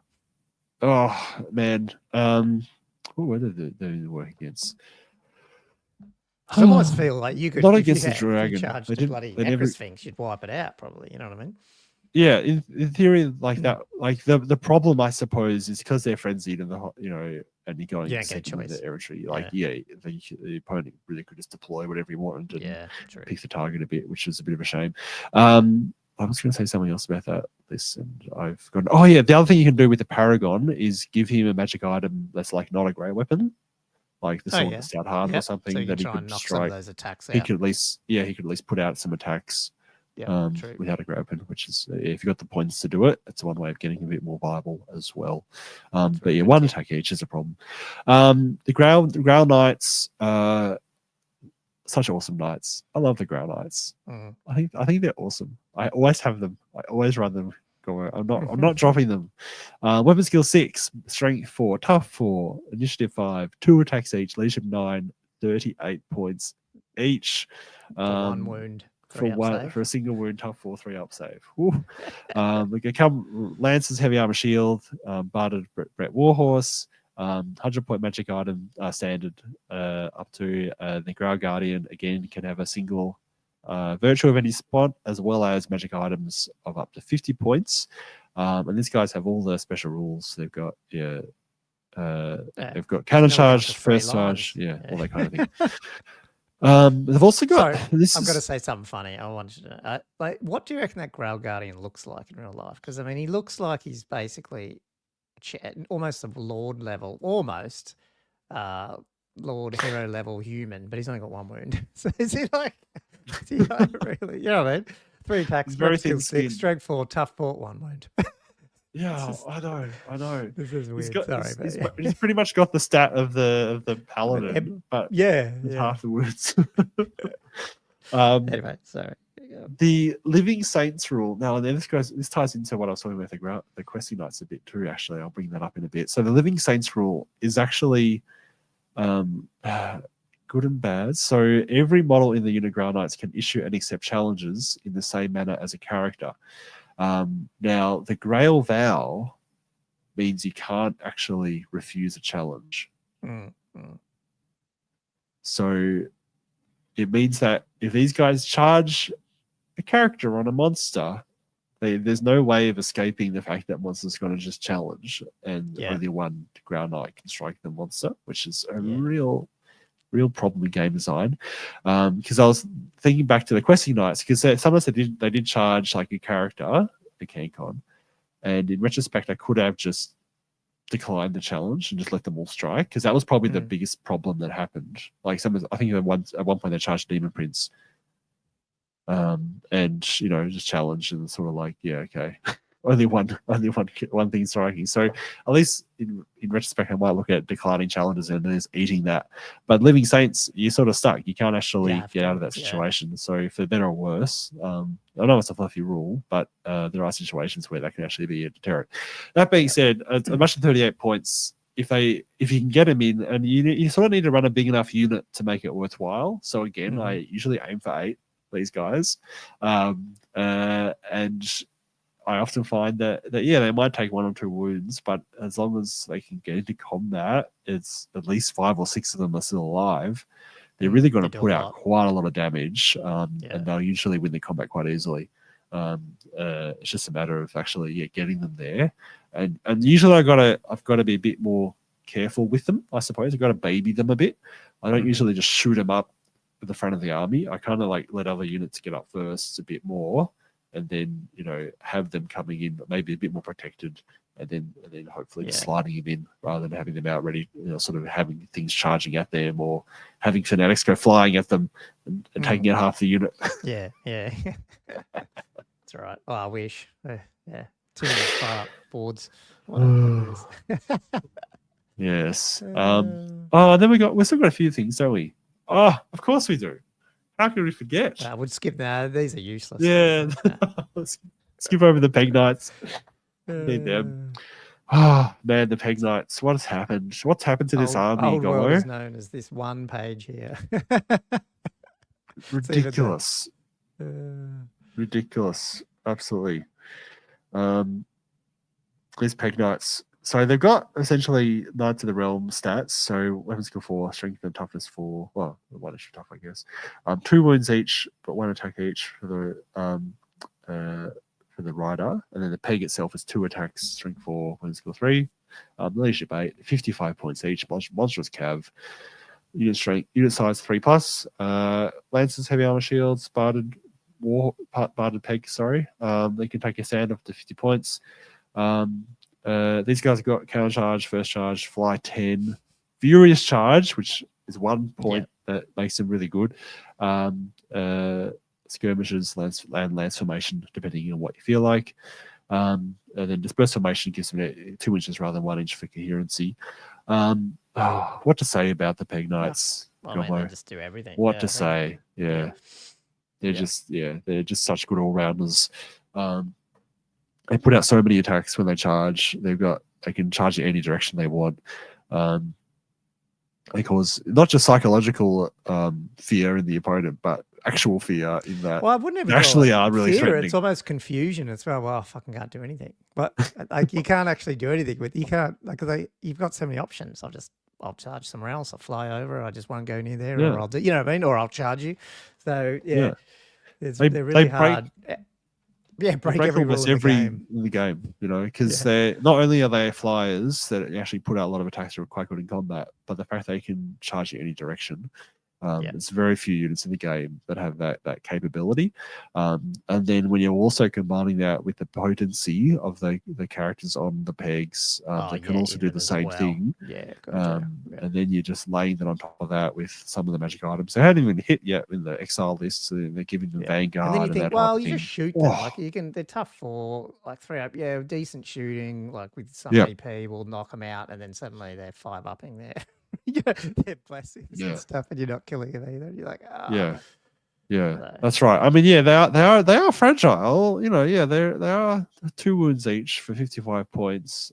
Tough war. Like they're a significant investment, and if they I feel with the 3-up, they don't tolerate 5-up, depending on what you're getting, or 3-up, 6-up. You're probably you'd probably still have to do 4 or 5 wounds each to definitely knock them out. I think so. Like, I've seen a single rune of the ruby ring essentially take out all but one wound on a unit.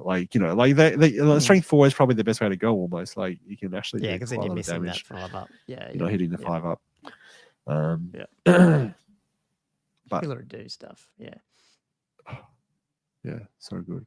And then like Man of the Omen, you never see these guys. These should be like a staple. Yeah.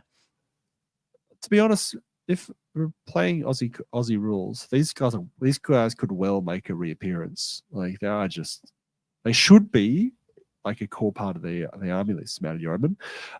So they got peasant stats, human stats, 3s and 1s across the board. Leadership only 6, 13 points. Light cav on 25 by 50 mil bases. They come with cav spears and short bows. And you can give them light armor for 2 points, shields for 1 point. You got all the command options, and you can give them feign flight for 2 points. But they come with reserve move. They got fast cav, fire and flee base as well. No Vanguard, which is interesting. Although does fast cav give them Vanguard? I don't think it does anymore. So you can have them in open order or as skirmishers, and they're actually very useful redirectors against units that aren't already flying over them, basically. Yeah. You're right. Yeah. I mean, I guess you got the horn that prevents that as well. But they have a really strong. They should have a really strong use in the army for a more classic Bretonnian army, where a lot of the time you're trying to set up charges. Charges of relatively static, like not static, but single direction blocks of knights and that type of thing, where you don't really have much control over the knight direction, but you have more control over what your opponent's doing, and that's where these guys are usually really useful. In the current meta, where there's just so much Bretonnian flying royal service, these guys actually have no use whatsoever. It doesn't matter. Just flying around doesn't. Who cares? So I'd love to see them more on the table. And then finally hitting the hippo. We've got the Treb after this as well, I think. Yeah, we've got the Treb still. So I'll just go through the hippo. The hippo is good. I think it probably suffers from the comparison with the royal peg. Probably the line of sight. It is, isn't it? I mean, because this guy's given way more wounds and stuff, but at the end of the day, you'd probably take the maneuverability, because then you can avoid. You can avoid what you don't want to fight anyway. Get in combat where you want to. So because this guy brings lots to the table. Like he's 120 points, which is a fair amount, but he gives 3 more wounds to the so the Baron would be like the Baron. Yeah. I'm sorry, the Duke would be like up to 7. Sorry, the Duke. The top one. Yeah. The Duke could be 7. I'm confused. Plus 1 toughness, and then he's strength 5 with those 4 attacks, which is nice. And he's got a couple of different attacks. So he's got wicked as well. Like so it's pretty rare on those type of bigger things, isn't it? That is true. I mean, it's on the roll peg anyway, but the other bigger monstrous creatures. It's unusual. He does only have fly 9, so I guess they've gone in with a slightly There you go. There's a bit of a slow fire for you. He's got D3 stomp attacks, large target, it causes terror. And he's got 2 types of attacks. So the Wicked Claws is AP -2, strength 5. And Straight and More, it's 1 attack of his 4 attacks can be Straight and More, which gives Armor Bane 2. As well. Yep, it has to. And Yeah. multi-wounds 2. I guess that means, you can't avoid it. Because I guess it would be a net deficit against a unit that's only single wound. Yeah. So sometimes it's you just have annoying. to. I hate how they've written some of these because you really have to, like, the Necrosphinx is, gets an additional blah, blah, blah. And then others, like the Wyverns like this, where it's must make one. It's just like, come on. So, yeah. Yeah. And you can give a barding too, which is nice. If you want to spend 15 points, which I think you probably would, because it's just, adding an extra value to there. And then the Field Treb, 100 points for this. Again, saw these around a little bit at the start of last year, and they sort of just dropped off because everyone was running pegs. So, oh, jeez. 100 points for this. So, just a war machine, essentially, stone thrower, like using the bombardment rule. You get 3-inch blast template, base strength of 5 with a strength 10 in the center, AP 1, AP -4 in the center, multi wounds D3 +1. Just a better stone only thrower, to though. the- Like, I mean, yeah. it's bloody 5 and 10's Yeah. better than 4 and 8, whatever the other one is. Yeah. Yeah, it's really good. Yeah, it is good. Like, I find that became less and less used, I suppose, just because it doesn't put out that much damage. Against like the D3 +1 is just not enough to justify the other compared to the other options in the army, I guess. Like, maybe that's why it saw it less and And less. going back to my point, though, I think we were talking about this on a previous podcast, though. Like, I wonder if, again, this is all situational, is more of these comps come out where you get 50% victory points for knocking things down 50%. Some of these things might be more useful, like, because you can sit back and get 2 shots before you even, you know what I mean? And like, you put that on top and whack someone on top of a monster, suddenly you got half your points. So it might, I don't know, I'm hoping, maybe I'm just trying to speak it into existence, but some of these sort of bring back the normal looking Warhammer armies, some war machines and stuff. So you never know.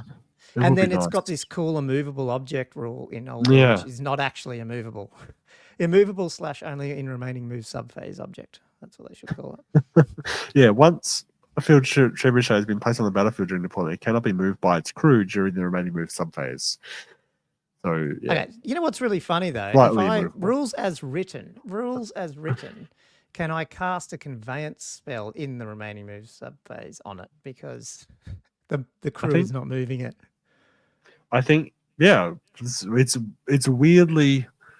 weirdly specific about its crew moving it. Because the FAQ was talking about, you can't. There's certain things you can't move in the remaining move subphase, but that's it. Like, this one actually says move by its crew. Okay, well, if a spell can do it, I can move it. So anyway, it's funny. I guess. Yeah. No, that's funny. Shall we? Do we have time to hit the? Yeah. Arcane Was there journals? anything of those 3 that? I've done the Nurse Vow. I've referred to the Growl Vow quickly. The Questing Vow lets you re-roll. It gives Stubborn, which is nice, and then you can re-roll any Fear, Panic, or Terror test. And again, it ignores Panic from peasants, and they can use their leadership. And then the Growl Vow, again, it's immune psychology, magic attacks, and Stubborn. And it cannot refuse a challenge, just straight up. And then there's a tier thing where each vow, you can't, if a character's Knight's Vow, he can't join a unit with Questing or Growl Vow, and so on up. But if a character has a Growl Vow, he can join any other sort of another unit, if you know what I mean. Yeah. Now we will jump over. I'll switch to the PDF, man. I'll share my screen rather than use that other system, because that way I can bring it up a bit closer. Just before we jump on it, what's your views just on the Grand Army? Obviously, it's still powerful. It's not one of these ones that relies on the armies of infamy, but they're also good as well. At least one of them is. Yeah, they are. I think. Yeah. And I do wonder how much that perception is borne by the Pegasi availability in the army. Yeah, right. Yeah, You know, like because the lance formation, you know, isn't that strong. You know what I mean? Like it isn't that great, and I find that some of those units do need to be babysat a bit. The pegs are just insanely good. The characters are really useful, and some of those loadouts are some of the best in the game, for sure. And I must admit, even like it's actually like a good, well-rounded army, and as much as it's probably in the meta the most powerful, one of the most powerful, at least probably the most powerful one, really. If you did back up on the peg and you made it like 0 to 1 or something, it actually draws the armor back, but it's still a good power level overall. Oh yeah. And like I it'd think just be you've seen fine. that with the stats though. Like, yeah, Brett. I think Brett's and Tomb Kings are up there as well. But it's not like it's 70% or 80%. Like it's in that, you know, again, how accurate are these numbers? I don't know, but it's above 50, but it's not like, and it is by far the best ones out there. But at the same time, yeah, you're right. You just need to pull. It's not that you need to go and nerf bat the whole thing. You don't need to do an army. What's it called? A Sisters of the Thorn action on it type thing. Not at all. And Anyway, a lot of the army isn't that strong. Like it's only a couple of units. Well, one unit. Yeah, one and you've actually archetype. got some debatable ones, haven't you? That's the problem. Like you're going, Questing Knights, Grail Knights are good. Yeah, and I think Cam. The rest of the army is very debatable. Yeah. Yeah, that's the thing. Like you take off that top thing, and then you're like, well, what else am I using here? Do you know what I mean? That's there's always that worry that you're too far if they try and like nerf bat stuff. Yeah. It's not like the Orc book or something that's just full of stuff where potentially you could still find good stuff. You know what I mean? Like if you took other things out or the game changes. So anyway, show us. Do you want to run through what have I got up there? The Exile one? No, yeah, Exile one. Yep. Yep. Oh shit! I haven't pressed show. That's why you're confused. Right. There we go. What's Sorry. happening? Yes. Yeah, the Exile list. Now I've seen this run a lot. I've never actually ran it because I'm just like, I've been tempted to in the past, but I just need to put together the right army for it. So it's quite different. So there's the theme of it, obviously, it's an army in exile. There's none in Bretonnia, maybe on the edge of the border prince, something like that. It's been cast away from the favor of the lady. So you can't pray for the blessing or anything like that. There is a mechanic to earn it back, which we might go through in a minute. But then in terms of the composition list, so the characters, there's no duke at all because duke's too glorious to have in such an army. So there's 1 baron per 1,000 points, 1 damsel. No prophetesses. You have outcast wizards, which I'll go through in a bit, which are level 3 dudes instead of the prophetesses. Core is 25%. 1+ Knights of the Royal War Foot, 1+ Yeoman Guard or Peasant Bowman. Yeoman Guard being a new sort of slightly better version of the Men at Arms. But the Men at Arms is still available as a mounted yeoman are in core as well. And then 0 to 1 unit of Knights Errant per 1,000 points. But weirdly, they don't have the restriction about fewer Knights of the Errant than Knights of the Realm. Yes. So, obviously, because it's the. Oh, yeah, no, that's the errantry one. Sorry. Sorry. I'm getting confused. Yeah, the errantry one's different. Yeah, that's interesting. Yeah. I know. And then special 33% of this. So this is Squires and Peg Knights. And then 0 to 1 unit of Battle Pilgrims per 1,000 points. It's like, okay. And then rare 33% of your army can be on the rare. And that's Questing Knights, Border Prince's Brigands, which is again a specific one for this list. And then 0 to 1 Treb per 1,000 points, 0 to 1 Bombard per 1,000 points.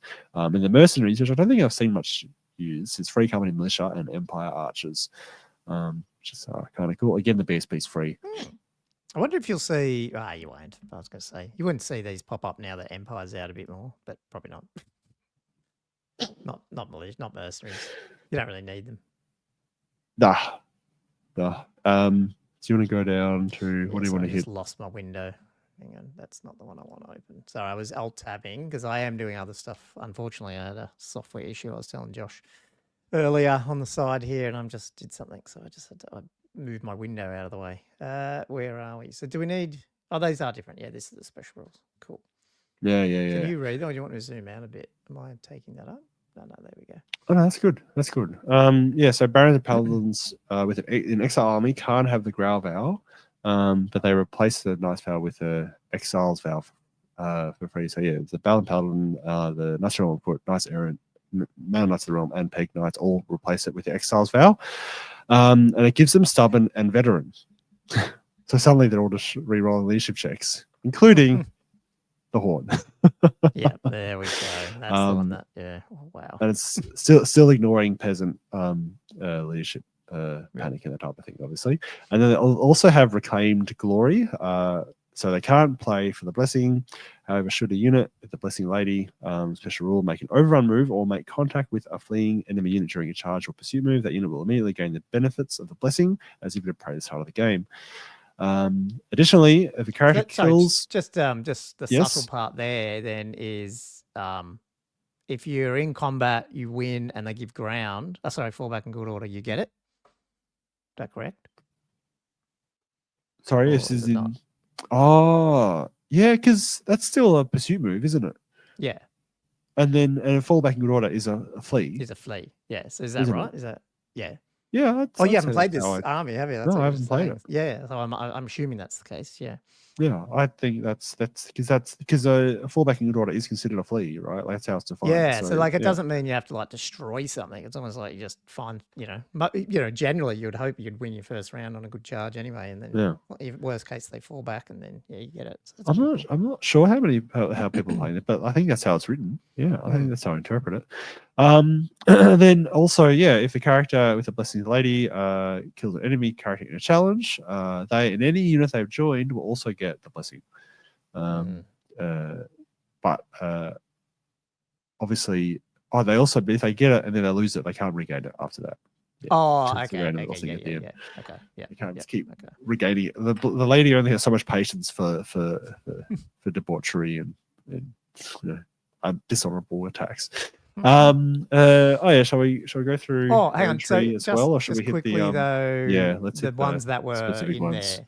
Yeah, so I think the Outcard Wizards, these guys are really 45 points base for level 1, and you can get up to level 3 for an extra 60 points on top. So quite good value, and then they've got a huge range of different spells. So Demonology, magic, dark magic, elemental, illusion, necromancy, and battle magic.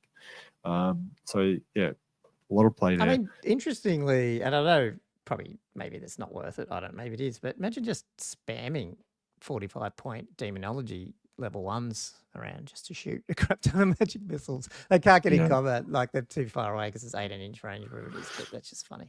So cheap. Yeah, it's so cheap. I mean, they've got a rule untutored Arcanist, which the FOF says great. When their spellcasting falters, great calamity can befall them, and it essentially means when they roll a miscast table, they roll an extra dice and discard the highest result, which is in theory should be a pretty significant deterrent to using them a lot. Except for the fact that the rules of the game means miscasting is so rare to be almost meaningless. Yeah. In theory, it's a good rule. They also bring Magic Resistance 1, which is kind of nice to have. And they can get magic items up to 75 points. So quite a very powerful unit. You can stick them on a warhorse too if you like for 12 points. Funny they reprinted that one there, but anyway. And then the other one on here was the bomber. No, these dudes. The Yeoman Guard. Oh, the Yeoman Guard was in that one. Okay, I missed it. Yeah, the Yeoman Guard. They're essentially like better peasants. Men at arms. Oh, men at arms. Sorry. Yeah. Yeah, they've got 3 weapon skills, 3 BS3. Rather than 2s. I think for leadership, yes, I think they're both 6. But they're 1 point more. And then you have to pay an extra point to get the pole arms, which is where you can choose that the men at arms get base. Otherwise, you have to pick spears or halberds on the army list. So they does add up a little bit more quite easily. Veteran as well, that built in. Yeah. They got veteran. Yeah. So still got the options for the Ground Monk standard. Still got options for the Blessed Triptych. Same as the Men at Arms. And I think that's it. Yeah, that's fine. So they are. Yeah, they're you just quite useful. They're quite useful. You've probably just not seen them at the moment. No, I did see them a bit at the start, but then they just dropped off. Then the Brigands, these guys you do see a bit around just because of the options they have and the fact you can do lots of craziness with them. So the human stats, leadership 6, the champ gives a leadership 7, the Desperado. They come with light armor and hand weapons, and then you got options for additional hand weapon, or a shield, and then a pistol or a blood and blast or a crossbow. And then the Desperado can have magic items up to 50 points as well, which is quite hectic for a unit like this. Sorry. And then 1 unit per 1,000 points can replace open order with closed order, because they have open order base. Then also impetuous, warband, motley crew, and horde, or they can replace open order with skirmishers. Those are both free. And then a unit of skirmishers can have either ambushes or scouts as well. Have So you seen these played or not really? I've seen them taken in lists. I haven't seen them Okay. played myself, but I've seen people try to run them as ambushes with like the blunderbusses and that type of thing, which would be hilarious. Because the blunderbuss rule is 12-inch shot, strength 3, AP -1, multiple shots, D3, volley fire, with no negative modifier for long range, or for the multi-shot rule, or for making standard street charge. Yeah, it's pretty good. Yeah. So pretty fun.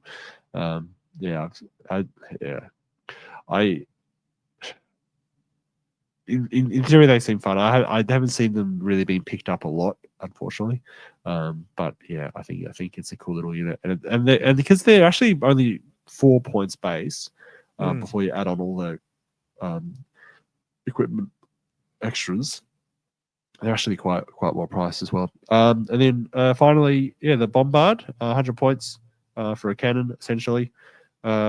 Which has strength 8, AP -3, armor vein 2, multi wounds D3 +1. So yeah, very much like a cannon with the classic misfire table.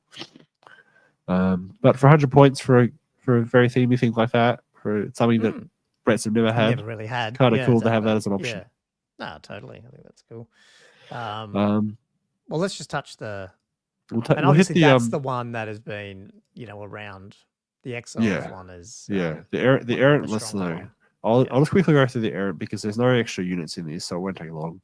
The Errantry Crusade has sort of similar to the main army in that you can take a Duke 0 to 1, the Baron and Prophetess 1 per 1,000 as well. It must have a Paladin though, 1-up Paladin, which is interesting. You must take one. And the Damsels and Surgeons at Arms, as many as you want.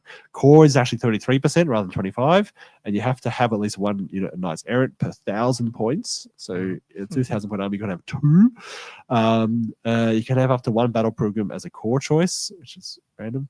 And then you can have Knights of 1 foot, Squires, and Mountain Knights of the Realm also in core. Special is 50%, Men at Arms, Peasant Bowmen, Battle Pilgrims, Questing Knights, and Peg Knights.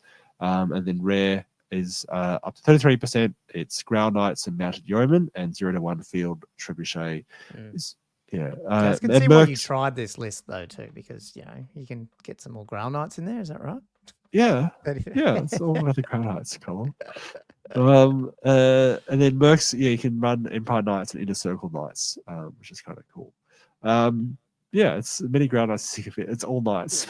How good it would have been if this was worded a bit different and you could have brought in like the themed ones, the other like Knights of the White Wolf version. Oh that'd be cool. It'd be good if they start mixing, and maybe they will when they refresh it all again. Once it's all out, because that'd be pretty cool. Yep. All right, shall we go to the special rules? Next page, probably. Here we go. All right. So this is slightly more complicated than the Exile list. There seems to be a lot more going on. So the Crusading Knights rule. Within the Errantry Crusade army, the following characters and units gain the Crusader's Zeal special rule, and any of the following characters that have the Knight's vow, replace it with the Crusader's vow for free.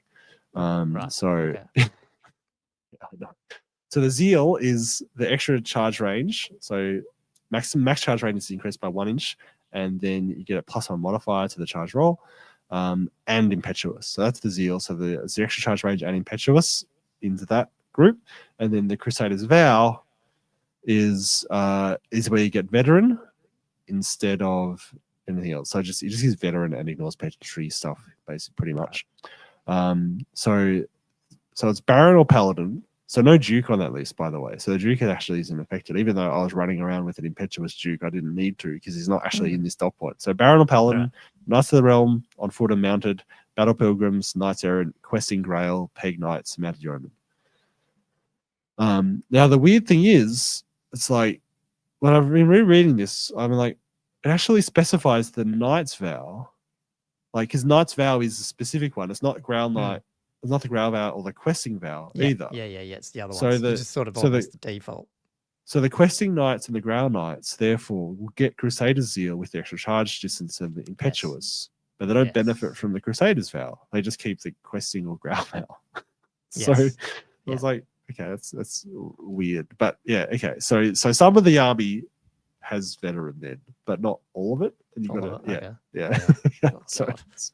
yeah, I know. I mean, I really thought they'd just replace it all with Crusaders Vow. I didn't realize that they're going to make it so complicated. But anyway, that's how it's done. And then finally, as a little fluffy extra bit, earn your spurs for the Knights Errant. I don't know if I ever remembered to. Oh, I did remember to do this a couple of times at CanCon. So an enemy unit's captured by Knights Errant is worth 100 victory points off free war. I definitely didn't remember that rule. But if they're within six inches of a friendly model with a Grail Vow or a Lord of Bretonnia, the Knights Errant can reroll any to hit roll of a natural 1. So that I did do a few times. I didn't remember the first game or two, but I did remember it after a while. But the standard thing I actually completely forgot about. That's until interesting, I'm rereading especially this as just again, now. it's not like with Aussie Comp where they're lowering the standards and then you come in and go, nah, I'm still getting 100. I'm getting 100 actually. So it's pretty crazy. Yeah. So yeah, lots. I don't think I'll hit the special. Oh, the Grand Knight. I think we're going to. The Green Knight is super important, but do you want to do him and then the magic items?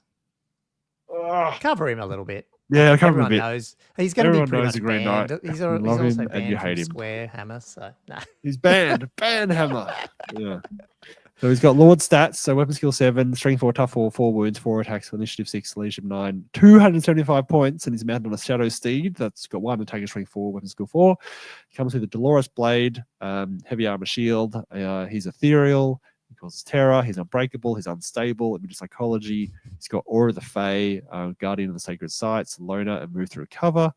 Aura of the Fae means that ridiculously, when he loses his last wound, he's taken off, but he's not slain. He can be reawakened at the start of the attempt to reawaken at the next turn. Essentially, using the Guardian of the Sacred Site special rule, which we'll go through in a bit. But each time he's slain, the attempt to raise him suffers a -1 modifier. And he also has a -1 modifier to his wounds characteristic when he does come back. So it goes from 4 to 3 to 2 to 1 if he keeps coming back. And then note that the enemy player can only win victory points with the Grand Knight if he's not on the battlefield at the end of the game, which is very specific and ridiculous. A lot of tournaments have started to stop that or cap that or change that. Yeah, but cap that or that's pretty much just delete that. And then he's got and then the guard so he's got rule. So he's got a 5-up ward, which is a Blessed Knight, just straight up 5-up ward, and then the Guardian Special Sights, which essentially means he's not deployed as normal. You need to awaken him, so you roll a DC start of your turn on a 1 or 2. He continues to slumber. He's asleep. The 3-up, he awakens and he can be placed, and it can be with any natural terrain feature anywhere on the battlefield, but it must be completely within. And so it can't be with I think it's got to be 1 inch. It's got to be abide by the 1 inch rule, so it can't be within 1 inch of an enemy unit. It can be within the special rule, so you can sort of fill up natural terrain features with your stuff if you want to prevent it from deploying. And then natural terrain feature, it's pretty, I feel like this is fairly specific. Per the rule, a natural terrain feature includes any woods or difficult or dangerous terrain, does not include any construction such as walls or buildings. Before the game starts, the players need to agree on which terrain features are natural and which are not. And I feel like some of the comps are now very clearly saying it can't be manicured, can't be a crop of fields, can't be mown grass anymore. That's right. It's going to be full natural and wild. It's going to be really wild. It's going to be, this hedge has got to be really overgrown, hasn't seen a shears for many decades before a Green Knight can pop out of it anymore. And then the Dolores Blade is attack. It's actually got 2 modes: a Rapid Strikes, which is extra D6 attacks, his strength with AP1, or Deadly Blows, which is +2 strength, AP1 with Unmade 1 and multi wounds 2. So yeah, both equally valuable depending on the situation. So it's quite versatile who you're when it's fighting, in combat. Absolutely. Yeah. Yeah, and you can pick it at the start of each round of combat too, which is interesting. Yeah. Oh, okay. Let's keep going. So magic item. Let's hit the magic. Poor little Cecil. We'll just skip him. But anyway. Skip him. He ain't seeing anything. We've only got time for successful stuff here. If you've been playing this, there's definitely some in here that have been used lately. So absolutely. Yeah, here we're about to hit them. So the Crusaders Lance, 60 points. Now this is one that I was talking about earlier in the context of the ideal, because it can potentially combo with it. So it's a lance, so +2 strength, -2 AP, armor bane 2, furious charge, and hatred. So you're getting extra attack and you're getting hatred. So it's a little bit like the virtue of the Knightly Templar, but it's on an item. So you can. I would have loved to have been able to combo this with Virtue of Heroism, but heroism being the restricted that you can't take a magic weapon means that this you're not seeing it. So Virtue of a Deal is pretty good because if you put it on a Baron, you can get into 6 attacks with hatred on the charge, which is not the worst thing. But it'd be nice to be able to get multi-wound 2 in there somewhere as well, but not going to happen. But you can get multi-wound 2 on the next one, the Frontier Axe for 30 points. This is the Crusaders Lance. Now it's only Exile Army, but Yeah, I was just going to say, the Crusaders Lance is only for Errantry Crusade Army, so that's also why you probably don't see it. The Frontier Axe is only for Exiles. So it's +2 strength, AP3, multi-wounds 2, requires 2 hands. No strikes last, or any other kind of... It's like, what's going on? How did the quest end up with that? And this 30-point item has got all the... 2 extra strength, 3 AP. This thing should be. And to be honest, this is where I think even it's like Ogre Blade's like a good, typo. but the amount of times people roll 1s and 2s for wounds, and this is just consistent. Bang, bang, bang. Yeah, like this should be 60 points. This should be 70 points. Like I don't know why it's only 30. It's crazy. And even then, it'd still be taken. It's such a good item. Sword of the Stout-Hearted. Yes, this is the one I was saying that there's sometimes if you stick on a questing knight hero, champ, this could work because he still puts out some good attacks if you've got the points for it. So yeah, Sword of the Stout-Hearted requires 2 hands, but no strike last. Strength 2, AP 1. Gives the muted psychology, armor bane 1. So nice little army. Imbued with the courage of Gilles of Breton. Foe Breaker, 20 points. Strength +1, magical attacks. And then any model that suffers a wound from it has to take a tough test. If it failed, the wounded model suffers a master modifier to his weapon skill and attacks until the end of the next combat phase, which is very... combat phase, really? Like if it was in the game, it'd be more you might take useful, I reckon. Yeah, but still, it's just not there. It's just not enough. Yeah, it's not enough. Then Anointed Armor. I think this is actually I think this is quite good as well. The Modern Armor is 45 points. Infantry or cavalry only. A suit of heavy armor. As long as their wearer has a blessing, they're immune to killing blow and multi wounds X. But if they lose a blessing, they lose that effect. So yeah, I think that's like Seren's Locket, really useful. Actually, for the extra 20 points more than Seren's Locket, I think it's really got very useful. If you've got the space in your magic item allowance, I think it's super good. Then the Iron Spike Shield, 20 points. Now, I haven't seen this around that much, but this one was mentioned last night. FAQ. There's an FAQ on this. To do with the spell Iron Spike Shield is a shield. Whenever the opponent rolls a natural 1 to hit or to wound the wielder of the Iron Spike Shield in combat, they immediately take a Strength 3 hit with an AP of -1. So maybe it's not that one. Maybe I'm thinking of something else. It was this one, wasn't it? I feel like it was. We discuss this one last night. I didn't realize it was a Brett item when we were discussing it. To be honest, I hadn't seen it. But yeah, anyway, 20 points, sure. Ground Pen, 40 points. Ground Veil only. When the wearer of the ground pendant lose their last wound, they roll a d6 on a 2 up. The wound is not lost. 40 points. I mean, that's a lot for 40, but it is, but it has a similar effect as like Siren's Locket or the Anointed Armor, in that if you get killing blowed or get taken off by like multi wounds 6 or something, you're not dead, kind of thing, because you lose your last wound, and then that wound is a loss. I think that's how I. Yeah, no, it is. Yeah. So but it just seems like 40 points is a lot still. So yeah, I agree. Lucky Heirloom. This is extremely common apparently. 25 points. Another exile only one. Once per round, the bearer of the Lucky Heirloom can reroll a single failed roll to hit or to wound, or reroll a failed armor save or ward save roll. So actually really versatile and way better value than the coin thing. For the same points.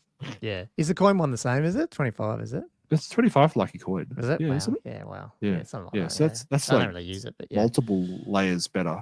Yeah. Because it's just you can use Or it you for can so do many the other, things. yeah. You can use it defensively or offensively. Yeah, it's good. Yeah. And it's not one use only, it's constantly renewed. Magic standards. So Banner of the Lady's Grace, 75 points. The unit ignores all the modifiers to the leadership characteristic, which is situationally useful. 75 points. It's a lot of points for that. Crusader's Tapestry, 40 points. Crusader's Tapestry only in Errantry. And the unit gains a Frenzy special rule. So yeah, I did have That's some one fun you with this had one. on the Questing Knights. I put it on. I threw it on the Questing Knights. Yeah. It's the only way to get the Questing Knights decent is to get them an extra attack each to actually get some good output. Yeah. Banner of the Zealous Knight, 25 points. This is Exiles, and this gives the unit Vanguard again. Absolutely hectic when you put it on some Peg Knights with a Duke or a Baron in it, and something that is flying around the board on first turn. It's like just first turn charges, isn't it? It's insane. Yeah. Absolutely. And nothing you can do to stop it really. Like, No. Or apart from maybe not go first. Yeah. Or even if they're not charging, they can just fly behind your lines and suddenly they're right behind your army. Like either way, it's hectic. Banner of Honorable Warfare, 25 points. Unit carry the Banner of Honorable Warfare. Rerolls any failed rolls to hit made during the first round of combat when engaged with enemy missile weapons. So essentially hatred against missile weapons. I don't know why they don't just say it's hatred. What was the other one that was enemy against missile weapons in the main book? Was that a banner? That was a virtue. Virtue. Okay. Yeah, that was virtue of noble disdain. Channel items. So Seal of Paragon, 35 points. When the bearer of the seal makes a roll to hit, a roll of a 3-up is always a success regardless of the target's weapon skill.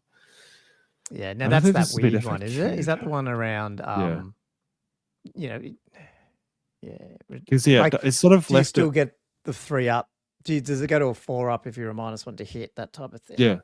I feel like if it didn't have those last 6 words, it wouldn't be so vague. Yeah. But when they put in that thing about the weapon skill, suddenly it's talking. I feel like it's only talking about the weapon skill chart. Yeah. I feel like it needs a bit of effort. It needs a bit of an FAQ to know for sure which way that should be ruled.